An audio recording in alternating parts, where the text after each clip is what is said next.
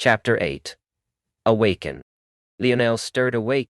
His eyes blinked for a moment before he sat up far quicker than he should have, something that he instantly regretted.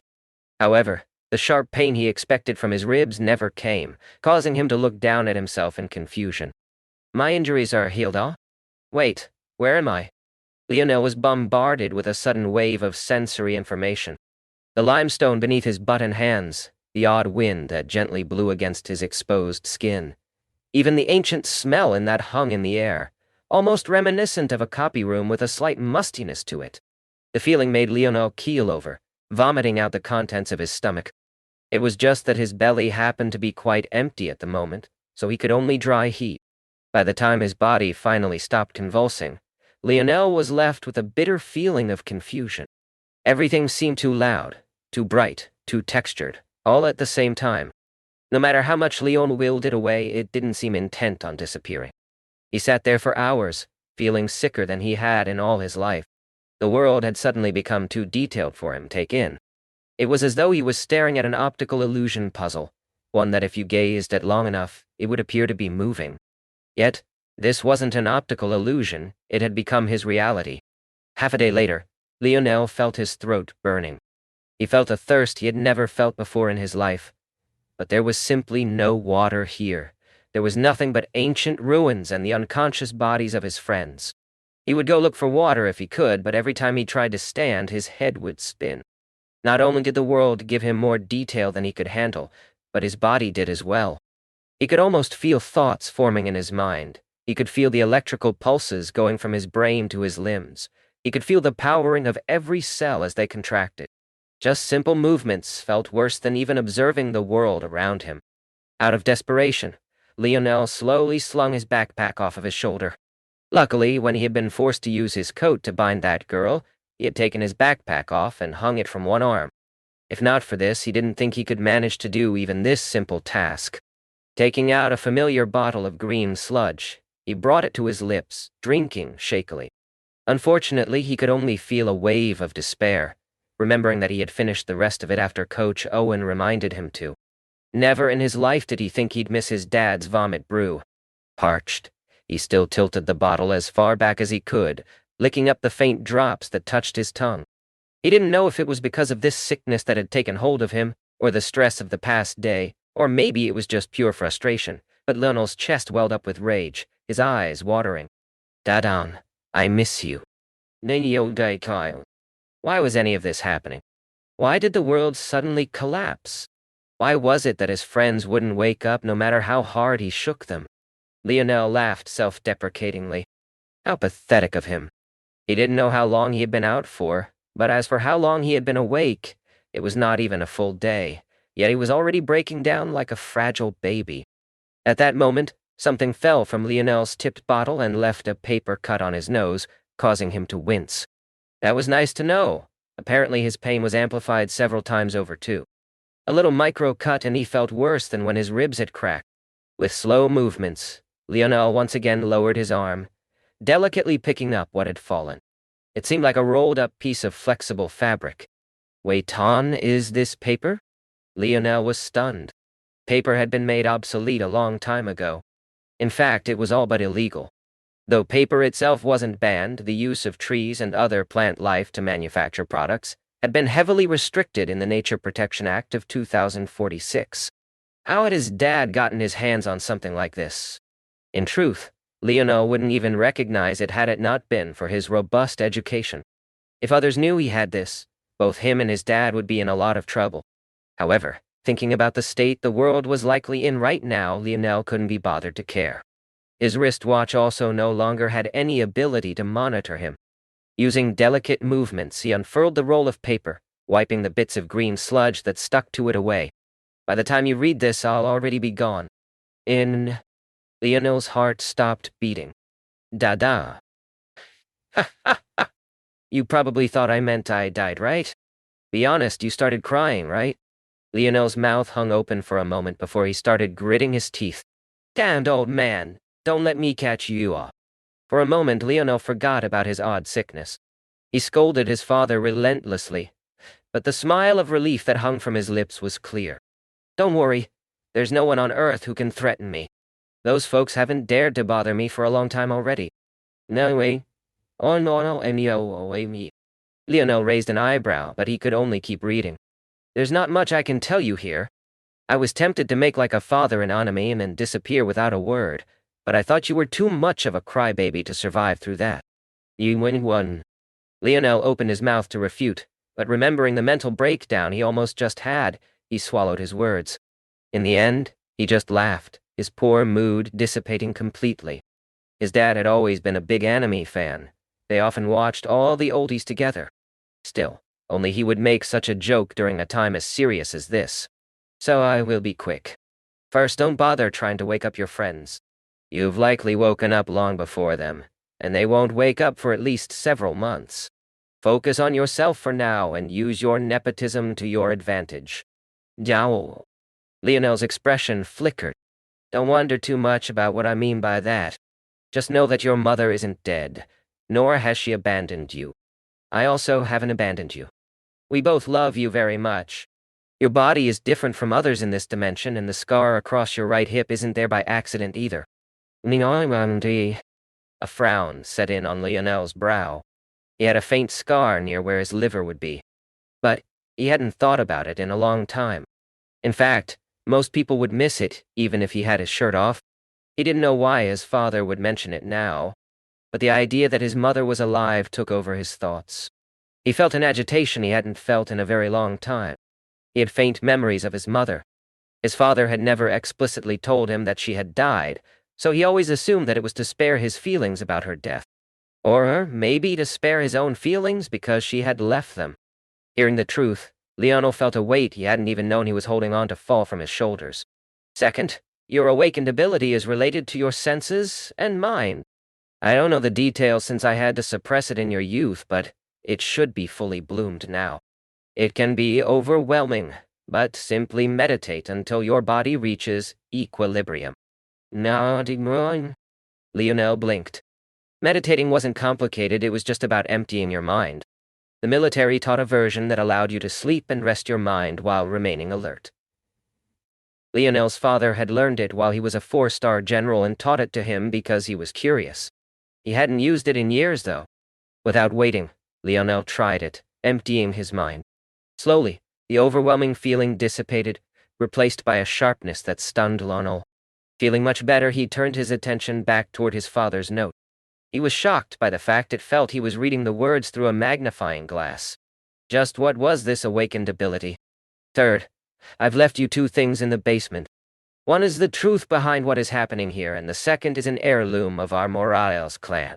Unfortunately, until the metamorphosis begins, taking these things out to hand to you directly is too dangerous. So just take it as this old man giving you a little quest. Stay safe, son. The trial you'll face now isn't like anything you've faced before. I've taught you some things, but I definitely haven't taught you everything. You'll have an advantage being the first to take it, however. With advantages will always come disadvantages. Love, Dad. Lionel sat silently for a long while. He lost count of how many times he reread his father's words. Unbeknownst to him, he had actually completely memorized it the first time, a fact he didn't realize until maybe the 6th or 7th read through. His memory had always been good, but it definitely wasn't this good. Finally, Lionel felt he had wasted enough time. His father said it was an advantage for him to wake up first, and that it had somehow happened because his constitution was different from others. At least that's what he gathered from his words. Since that was the case, sitting here for any longer would be throwing away his good fortune. Lionel took in his surroundings. Like everyone else, he was on a crumbled limestone platform that seemed a cross between pale yellow and brown. The pillars that surrounded the platform were severely eroded, most of them not even standing to their formerly full height. In the 4 cardinal directions there were 4 flights of stairs downward. It seemed that they were atop a temple of some sort. But what was truly shocking was the fact that beyond this temple, there was nothing but formless space, an endless black without mass or substance. As though sensing Lionel's intentions, 4 portals not much different from the spatial tier that brought him here appeared. None of them seemed to separate themselves from the other. Lionel couldn't tell if this was because they all led to the same place regardless, or if this matter was purposely left to chance. The ancient runes are definitely Mayan script. But why would they appear here? Gritting his teeth, Lionel put his bag down, switching out his jeans and turtleneck for his gym equipment. He didn't know what was going to happen, but he felt that sweats and compression clothing would be far more helpful to him now. His gray sweats scrunched at his ankles, his black long-sleeve compression shirt clinging tightly to his toned torso. He felt more free now. He just wished he had had the chance to wash them before he had to wear them again. This smell was terrible. After hesitating for a moment, he also took out the 3-piece silver rod his bicycle was formed out of, screwing them together back into their combined 2-meter length. Lionel wasn't exactly a martial arts expert, but he felt for someone as inexperienced as him, having a longer-ranged weapon would keep him relatively safer. Whether or not that was true, he didn't know. But he did know that the frame of this bike was strong enough to withstand his jumping down several meters without giving way. Considering he weighed over 200 pounds, it was definitely a strong material with some heft to it. Facing a randomly chosen portal, Lionel steeled his heart. However, after a moment he hesitated again. Turning to Ina's sleeping form, he gently placed his bag under her head and covered her frail arms with his turtleneck sweater. He couldn't help but smile when her nose scrunched up with disgust, likely catching a whiff of his sportswear. He had never been this close to her before.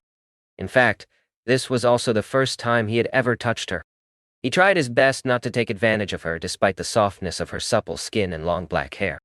Her faint lines of makeup showed signs of fading after so many days.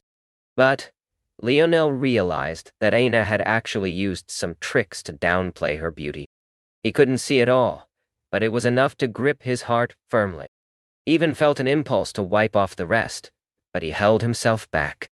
"I hope that you'll show me your true self one day," he thought to himself silently. Without another moment of hesitation, he stood and walked to a portal. "I may not come out from this alive, but at least you'll have something to remember me by." Lionel's thoughts sounded morbid, but his heart was more relaxed than it had been in a long time. Knowing that his father was alive, and that even his mother was too, he felt as light as a feather. Until he saw them again, until he heard Ina's response, he had no intention of dying. With that, he took a leap into the whirling pool of blue, vanishing. The temple he had left behind fell completely silent, the portals shrinking and finally disappearing. This silence would reign for many more months. Chapter 9. Mayan Temple. Lionel felt a slight dizziness that soon disappeared. He could vaguely feel that his quick recovery was anything but natural. However, he didn't have much evidence to back this. He found himself in a long corridor, dimly lit by flickering torches that hung from the walls. Large, irregularly shaped stones formed the bricks that built the surroundings, giving the place the feel of an ancient tomb. Just as Lionel was about to take a step forward, something completely unexpected happened. Subject detected, Lionel Morales, 17th. Credit. First to enter subdimensional zone. Accomplishment recorded. Lionel stared blankly at the wristwatch on his arm. Earth is currently in a state of metamorphosis, ascending from the 3rd dimension to the 4th. Its present state is that of an in-between dimension. To complete the evolution, certain requirements must be met. The Ascension Empire will rely on its citizens more than it ever has before. Godspeed, Jun. To someone else, maybe these words would have had a calming effect. But to Lionel, his chest tightened as he tried to suppress the desire to simmer with rage. Lionel didn't know what was going on, but what he did know was that whatever metamorphosis was happening didn't account for this oh-so-helpful aid on his wrist. This meant that the Ascension Empire knew that this change was coming, and did nothing to prepare for it. No, that wasn't accurate. They had prepared. It was just that they felt the lives of the billions who fell from the skies weren't worthy of protecting. The Empire was capable of creating technology that worked in this in-between dimension, yet they hadn't made it widespread. Eventually, Lionel's anger turned to laughter, his grip tightening around his metal rod to the point his knuckles turned an unhealthy shade of white. Subject: Lionel Morales. Ability detected. Sensory type: Ability grade: DE. Warning: margin of error for subject Lionel Morales is outside reasonable bounds. Only 5% of DNA recognizable. Abnormality recorded. It is advised that subject not trust his life to this data. Subdimensional zone detected. Mayan tomb. Spanish invasion. Subdimensional zone grade. FF. Clear requirements. Enter Chief Priest's sacrificial room. Save Chief Priest. Side quest. Unable to detect. Scope of system too limited. Reward. Unable to detect. Scope of system too limited. Lionel rioted in his rage. His initial instinct was to smash the watch on his wrist. However, he knew this was foolish. His deductions told him that it wasn't normal for one who entered a subdimensional zone to gain so much information without doing much of anything. If this is a process of a world evolving from the third to fourth dimension, I have a hard time believing that this is the first time such a thing has ever happened. Something about this is too systematic, too planned. It doesn't have the erratic nature one would expect from organic evolution. Just how many instances of trial, error, and failure were there in the evolution of a species? Too many to count. But something like being teleported into a new sub-dimension and having quests to clear sounded too phony. Lionel would die before believing this wasn't created by someone. And he also had a feeling that said someone wouldn't expect its new batch of evolutionaries to have technology capable of doing such a thing. So, Lionel concluded 3 things. First, the things that appeared in his mind from his wristwatch were just guesses. They likely wouldn't be 100% accurate, but there was a good chance they would be mostly correct. Second, if his watch was already struggling with what it deemed an F-grade subdimensional zone, then it likely wouldn't be useful for very long. Maybe by the time it got to the ED grade, it would be completely unable to tell Lionel much of anything. And third, since his watch was so limited, the likelihood of these changes being caused by the Ascension Empire were incredibly low. But that didn't stop Lionel from keeping in mind the possibility that the empire he had grown up in had saved the best systems for those they deemed the most worthy. In such a case, Lionel took a deep breath. Good, then I'll let you stay for now. Once you stop being useful, I won't hesitate to destroy you, monitoring my movements and giving me nothing in return. I'm not so cheap. Whoa, big man. In the past, destroying this watch was as difficult as ascending to the top of the world. However, Lionel had a feeling that with these Changasa, the Ascension Empire's control was just that much weaker. Maybe they themselves knew this as well, or why else would they allow so many to die? Maybe they wanted a more manageable population. The sound of footsteps suddenly shook Lionel out of his thoughts. What was he doing? He was in the middle of a hostile environment with his life on the line. It was then Lionel remembered something even more horrid. The Spanish had guns. Damn it! Without hesitation, Lionel sprinted forward, his mind oddly clear. Every time he passed by a torch, he unceremoniously put out its fire. First important point, temples are always built with many false turns and dead-end pathways. Second important point, guns from this time period can only fire once as long as I don't give them time to reload. Third important point, my ability is a sensory type. I'll do better in the dark than they can. Niwadere. As though greeting Lionel's thoughts with open arms, the echoing footsteps and the sounds of armor clanging bounced off the walls and into Lionel's ears. It was a magical feeling. Lionel could almost draw a perfect map of the trajectory the sounds followed, etching a path from his position to that of the Spanish with a line of 3 turns. It was as though he had gained a sonar ability, but it was much more complex than this because the sound wasn't coming from him at all. Compared to the heavy armor the Spanish wore, Lionel's sneakers were almost completely silent. They just split apart. Good. One group is headed toward me. There are 3 of them. Naya. Lionel's heart beat wildly. He hadn't felt this way since the very first time he stepped onto a football field. The way his sweaty hands slid across his silver rod, the butterflies that flew through his stomach, how his heart seemed to want to burst from his rib cage. Lionel slammed his back against a wall at the edge of a corner, holding his rod tightly to his body with both hands. The path he was on was the horizontal line of a T, while the Spaniards were walking toward him along the vertical line. He had managed to put out all the torches through the horizontal path, but had only made it halfway through the vertical portion before he was forced to run and hide here. Luckily, he was correct about his sensory abilities. Making his way through the dark wasn't an issue at all. Words Lionel couldn't understand entered his ears. causing him to inwardly curse. He knew how to speak 3 languages: English, French, and Latin. He had a choice to learn Spanish, but because Aina chose Latin, he hadn't. Plus, he thought French was the language of love, so he had to learn it, right? Who knew his hormones would come back to bite him like this? Throwing these thoughts to the back of his mind, Lionel focused with all his might, steadying his breathing. He heard the sound of metal scraping on metal, but it was much different from the sounds of armor he had heard before. Following this, the distinct sound of a sword being unsheathed followed. That first sound should have been one of them pulling out a torch from the wall. Lionel's jaw clenched. A faint part of him had hoped they'd be too stupid to think of this solution. But he knew that was asking for too much. Still, this put him in a better position. It wasn't possible to aim a musket if you only had one hand, let alone reload it. That was one less gunman he had to worry about. Come on, turn right on, turn right on. And of course they turned left. However, Lionel was ready. As expected, the one holding the torch was in the lead.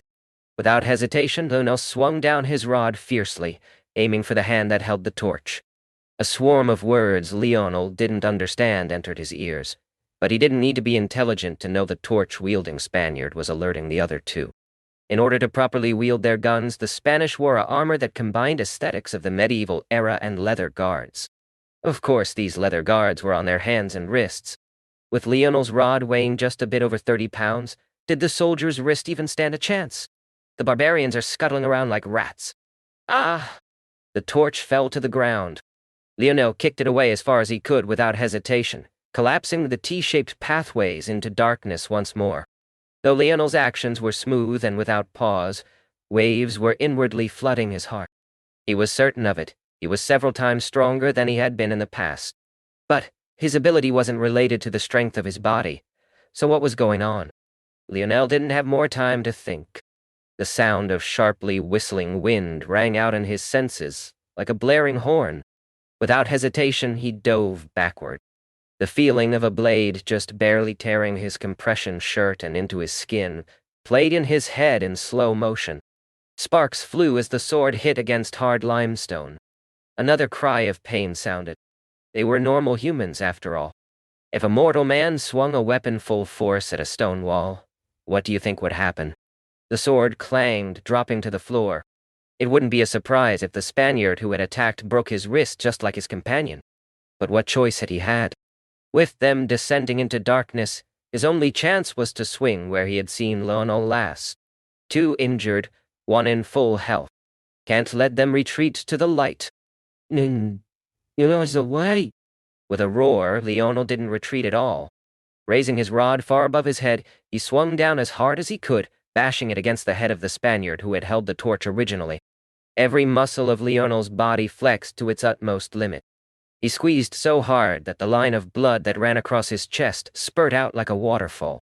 The sickening feeling of the metal helm bending under his rod made Lionel shudder. For a moment he froze completely, his hands trembling. He hadn't thought about it before. Utah, were these people real? Lionel wanted to retch, but he simply didn't have the luxury. As one Spaniard crumpled to the ground, the shifting sound of leather sliding across metal caught Lionel's attention. That's the sound of a musket's strap being pulled across chest armor. Lionel's mind had completely memorized the appearance of the Spaniards in the split second the torch had lit them up. He remembered instantly that they had all had their rifles strapped to their backs. It was the only thing he could associate this sound with. I can't sweep my rod from left to right. I'll end up hitting the wall first off. Lionel immediately dropped to the ground.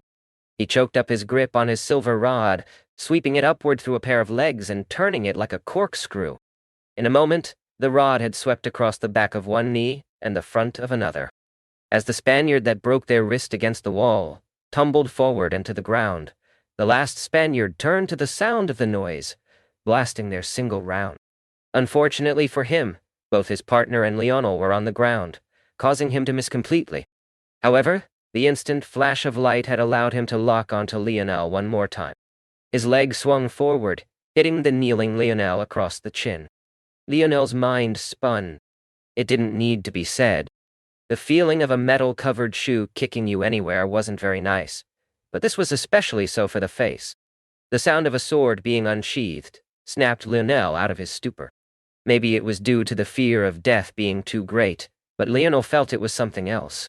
When he was transported here, hadn't he recovered from the dizziness incredibly quickly as well? Lionel's mind worked quickly. His rod was still trapped between the legs of the fallen Spaniard. He didn't have time to pull it out. Plus, pulling it out would bring him closer to the rampaging Spaniard. Using the momentum of the kick, he allowed himself to fall backward, landing near the sword of the Spaniard who had broken his wrist against the wall. The vivid image of it clanging against the ground had already been mapped in Lionel's mind. Lionel accidentally grabbed the blade, but he could only suck it up. Flipping it in his hand to the handle, he ran it across the neck of the yaw of the Spaniard he had tripped with his rod. The latter was confused about how he died, even as he breathed his last. In that moment, the last Spaniard was swinging wildly. He knew that Lionel had to be in front of him. If he kept going, he was sure that he'd hit him. However, his swinging arm suddenly stopped. Completely shocked, he looked down in the dark, visualizing the sword he knew must have just gone through his heart. Till the end, he had no idea how Lionel had done it through his wild swings. How could he know that every time he swung, he was giving Lionel more and more information about his position? Lionel collapsed to the ground, looking up at the darkness of the ceiling above him. He slammed the back of his head repeatedly against the sturdy stone walls, as though trying to forget what he had just done.